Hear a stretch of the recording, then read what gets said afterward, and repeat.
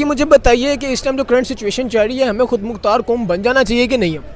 जी बिल्कुल, ये टाइम आ गया कि हमें खुद मुख्तार कौम बन जाना चाहिए। और अगर मैं वही बात करता हूँ एक्सपोर्ट्स की, जनाब मैं $760 की इंडिया ने सबसे पहले एक्सपोर्ट किया है इसी साल। और अब मैं थोड़ी देर 2030 की बात करता हूँ तो इंडिया ने कहा है कि मैं $2 ट्रिलियन की एक्सपोर्ट करूँगा। इंपोर्ट तो उन लोगों ने करनी कब की छोड़ दी है, वो भी एक्सपोर्ट की तरफ चले गए। देखिए, एक तो उनकी जब से उनका इंडिया बना है तो आप देखिए उनकी कंटिन्यूटी बहुत ज़्यादा है। उनकी जो पॉलिटिकल गवर्नमेंट्स हैं बहुत कंटिन्यू चल रही हैं, जबकि पाकिस्तान में देखा जाए यहाँ पे कंटिन्यूटी नहीं है। यहाँ पे मार्शल लॉ भी आते हैं, यहाँ पे पॉलिटिशियंस भी आ जाते हैं।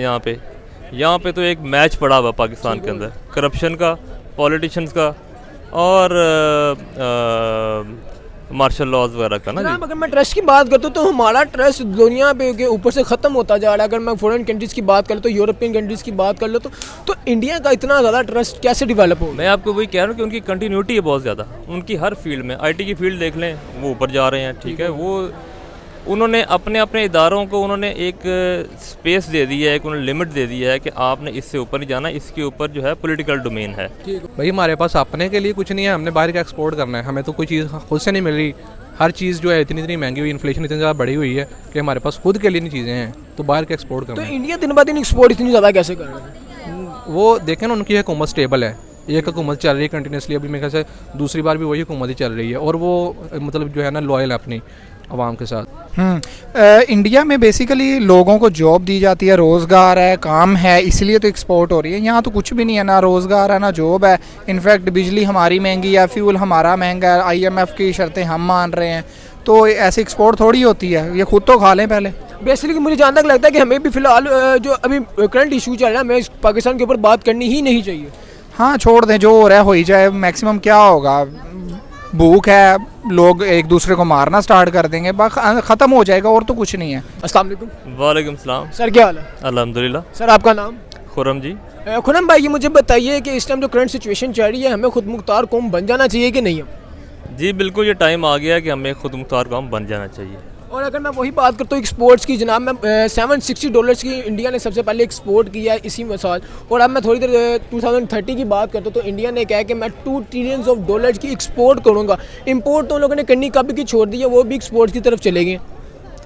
देखिए, एक तो उनकी जब से उनका इंडिया बना है तो आप देखिए उनकी कंटिन्यूटी बहुत ज़्यादा है। उनकी जो पॉलिटिकल गवर्नमेंट्स हैं बहुत कंटिन्यू चल रही हैं, जबकि पाकिस्तान में देखा जाए यहाँ पे कंटिन्यूटी नहीं है। यहाँ पे मार्शल लॉ भी आते हैं, यहाँ पे पॉलिटिशियंस भी आ जाते हैं। यहाँ पे तो एक मैच पड़ा हुआ पाकिस्तान के अंदर करप्शन का, पॉलिटिशियंस का और मार्शल लॉज वगैरह का ना जी। अगर मैं ट्रस्ट की बात करता हूँ तो हमारा ट्रस्ट दुनिया पे के ऊपर से ख़त्म होता जा रहा है। अगर मैं फॉरेन कंट्रीज़ की बात कर लो, तो यूरोपियन कंट्रीज़ की बात कर लो, तो इंडिया का इतना ज़्यादा ट्रस्ट कैसे डेवलप हो? मैं आपको वही कह रहा हूँ कि उनकी कंटिन्यूटी है बहुत ज़्यादा। उनकी हर फील्ड में, आईटी की फील्ड देख लें, वो ऊपर जा रहे हैं। ठीक है, वो उन्होंने अपने अपने इदारों को उन्होंने एक स्पेस दे दी है, एक उन्होंने लिमिट दे दी है कि आपने इससे ऊपर नहीं जाना, इसके ऊपर जो है पॉलिटिकल डोमेन है। और पॉलिटिकल डोमेन भी उनके जो पॉलिटिशियंस हैं करप्ट होंगे, बहुत होंगे, मगर अभी वो स्टेज पे आ गए हैं कि करप्शन वगैरह उनमें से काफ़ी हद तक एलिमिनेट हो गई है। अभी वो लोग अपने भारत का सोचते हैं, भारत का। यहाँ पे वो भारत वाला, यहाँ पाकिस्तान वाला कॉन्सेप्ट नहीं है। यहाँ पे हर बंदा कहता है कि मैं हूँ। यहाँ पे जो पॉलिटिकल पार्टीज़ हैं उनमें भी आपको देखो, वो भी एक मोनार्की वाली कैफियत है उनके अंदर, वो भी वन मैन शो है। ठीक है, यहाँ पे कोई भी बंदा अभी तक उस लेवल पे नहीं आया, उस थिंकिंग में नहीं आया अपने आप को लेके कि मैंने भी यहाँ पे, हमने भी पाकिस्तान फर्स्ट वाला काम करना है। एक जो साहब पहले गुजरे हैं, जिसको पॉलिटिकल लोग, सियासी लोग बहुत बुरा कहते हैं, जनरल परवेज़ मुशर्रफ, उनके दौर में हमने देखा कि बड़ी स्टेबिलिटी थी, बड़े डॉलर से लोगों का काम चल रहा था। ठीक है जी, बड़े बड़े प्रोजेक्ट। डॉलर्स की मैं बात करता हूँ तो डॉलर्स मुल्क के अंदर ही सर्कुलेट करे तो वो ठीक है। अगर मुल्क डॉलर से बाहर, मुल्क के अंदर से डॉलर बैठ जाए तो वो आपने देख लिया हुआ है। आपको अभी अल्हम्दुलिल्लाह पिछले 11 महीनों में तो आपको बहुत क्लैरिटी आ गई है कि तमाम लोगों को कि डॉलर जाता कैसे बाहर। बिल्कुल ऐसे ही है। और जैसे ही गवर्नमेंट चेंज होती है तो किधर जाता है डॉलर, आपको पता है अभी।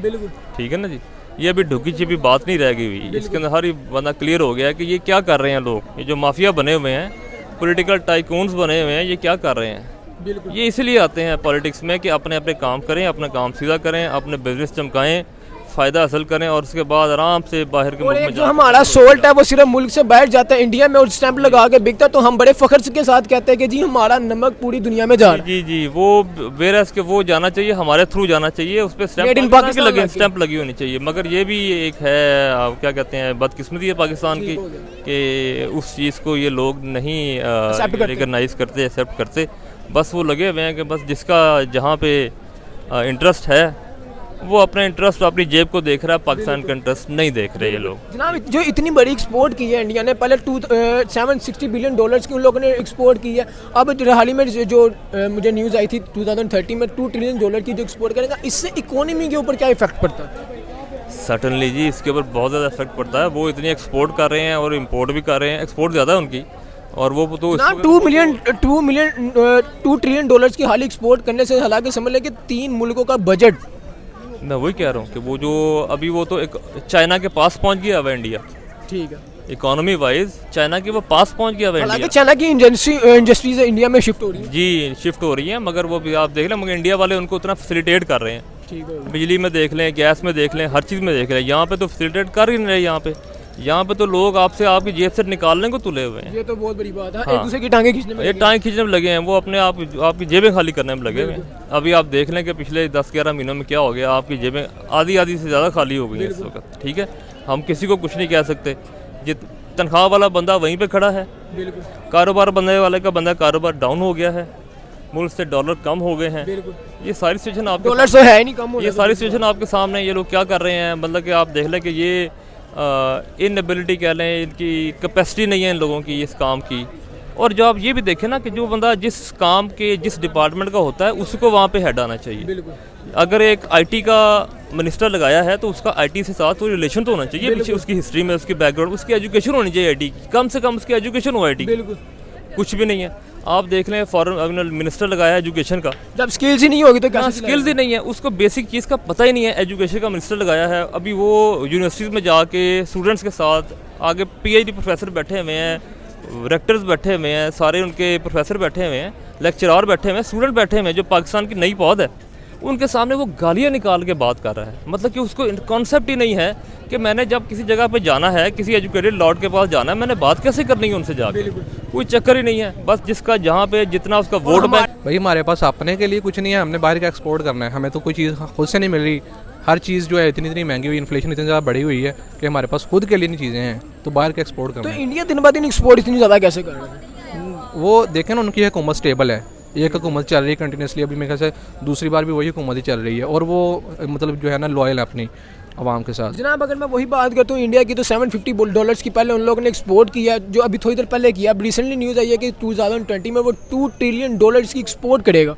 वो एक्चुअली बात ये है कि वो उसका मैच अगर देखा जाए तो पाकिस्तान से बहुत बड़ा है, तो वहाँ पे यहाँ से ज़्यादा प्रोडक्शन तो वहाँ पे ही बिल्कुल ऐसे ही होगी। है। तो दूसरी वजह ये भी है कि पाकिस्तान में कोई भी हुकूमत स्टेबल नहीं है, ठीक हो गया। जिसकी वजह से ना तो कोई इन्वेस्ट करना चाहता है यहाँ पे, ना ही हमें हमारा बैंक जो है वो किसी भी जो बिजनेसमैन को एलसी दे रहा है ताकि वो मतलब वो बिज़नेस स्टार्ट कर सके। कोई भी चीज़ हमारी यहाँ से अगर बाहर जाती है तो वो भी स्टॉक है वहाँ पे जाके पोर्ट के ऊपर, अगर बाहर से आ रही है तो वो भी वहाँ पे बंद पड़ी। वही मैं अपोजिट साइड इंडिया की बात करूँ तो दिन ब दिन एक्सपोर्ट्स कर रहा है, उसके वाले से आप क्या थिंकिंग रखते हैं?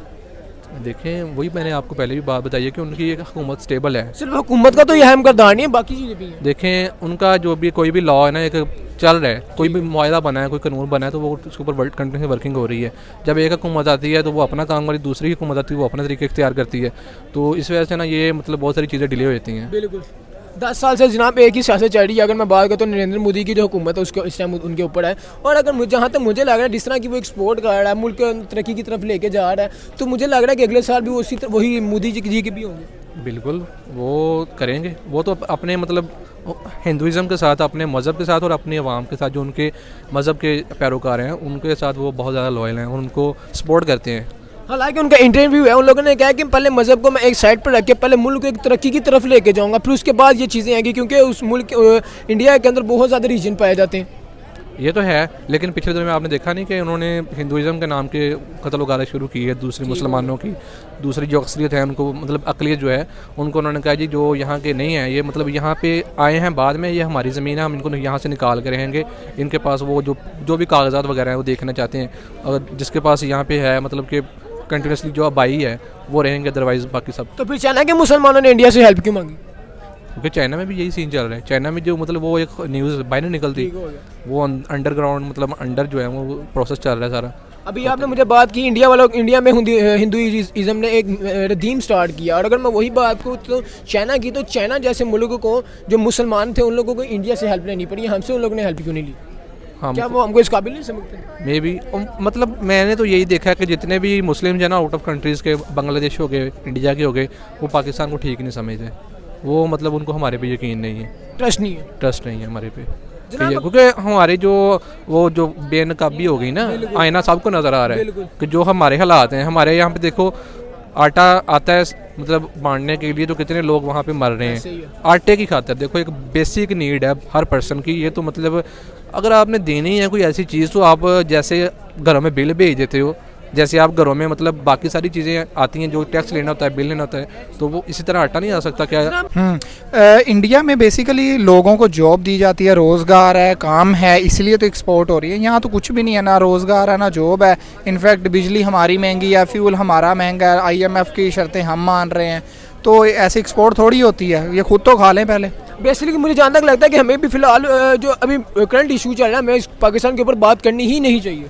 हाँ, छोड़ दें, जो हो रहा है हो ही जाए। मैक्सिमम क्या होगा, भूख है, लोग एक दूसरे को मारना स्टार्ट कर देंगे, ख़त्म हो जाएगा, और तो कुछ नहीं है। जिस तरह से इंडिया ने एक्सपोर्ट करनी स्टार्ट कर दिया, पहले तो वो इंपोर्ट करता था, बट इतने पैमाने पे नहीं था करता जितने पैमाने पे इस टाइम हम कर रहे हैं। जनाब, एक्सपोर्ट करने से मुल्क के ऊपर क्या इंपैक्ट पड़ता है? इस टाइम जो करंट इशू इंडिया के ऊपर है उसके ऊपर क्या इंपैक्ट पड़ेगा? सर, एक्सपोर्ट में इंडिया के पास डॉलर्स आ रहे हैं, उसके पास इंटरनेशनल करेंसी आ रही है, उसके पास अच्छे रिव्यूज़ आ रहे हैं, कस्टमर्स आ रहे हैं, लोग इंडिया को टूरिज्म बढ़ रहा है। ये एक्सपोर्ट के फ़ायदे हैं। जबकि हम अगर देखें तो हमारे ज़्यादा इंपोर्ट है, क्योंकि हम फैक्ट्रियाँ नहीं लगा रहे हैं यहाँ पे, हम लोगों से ले लगी थी वो भी बंद कर। हाँ, हम हर गाड़ी बाहर से बुला रहे हैं, मंगवा रहे हैं, हर चीज़ बाहर से मंगवाते हैं। क्यों? यहाँ पे टैलेंट है, बहुत है, ये लोकल गाड़ियाँ इतनी अच्छी बना लेती हैं।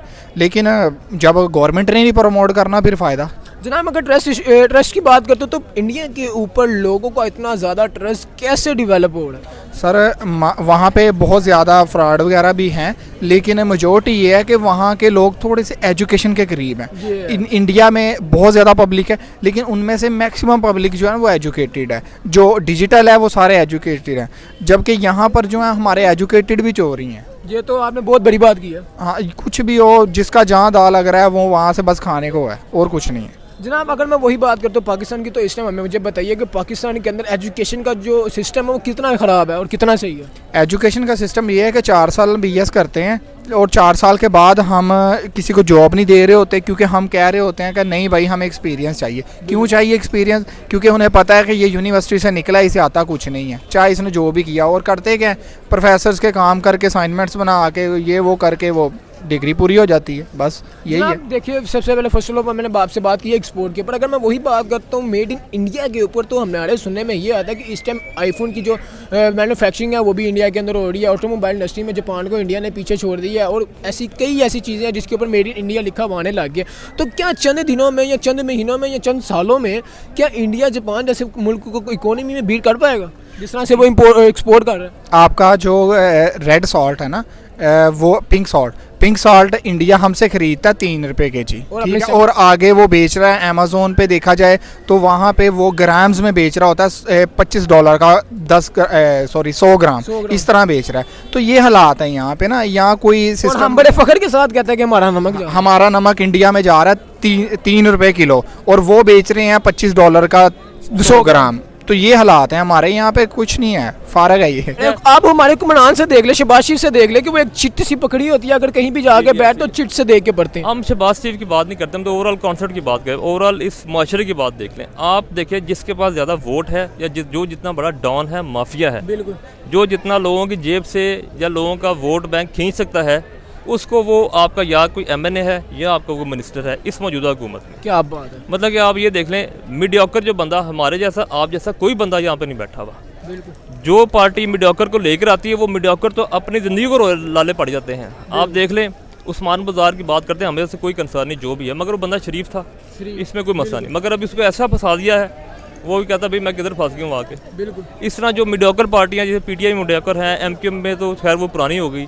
अभी मीडियोकर लोग आते हैं वो भी डर रहे हैं कि यार अभी हम चले गए कि लोग गवर्नमेंट में आ गए, गवर्नमेंट से उतरेंगे तो इन्होंने तो हमारा तो बुरा असर करते रहना हमें, केस पे केस, ठीक है ना जी। तो ये तो ये इसको बस अल्लाह ताला ये ही सिर्फ एक तरह का प्रोपोगंडा चल रहा है। प्रोपेगेंडा चल रहा है, इसमें ऐसा कोई चक्कर नहीं है। जनाब एट द एंड आप क्या मैसेज देना चाहेंगे हमारे टॉपिक के लिहाज से जो ऑडियंस आपको देख रही है?